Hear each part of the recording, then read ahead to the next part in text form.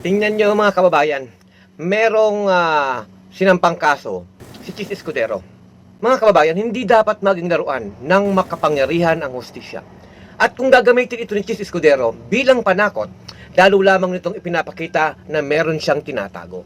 Kung tutuusin, ang hakbang ni Chis Escudero na maghain ng disbarment laban po kay Atty. Falsis ay nagpapakita lamang ng balat sibuyas.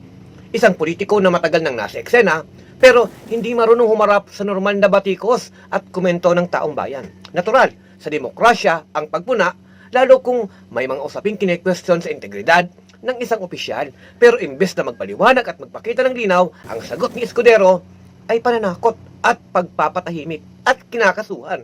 Sa madaling salita, takot siya sa katotohanan ng hindi kayang tiisin ang init ng diskurso.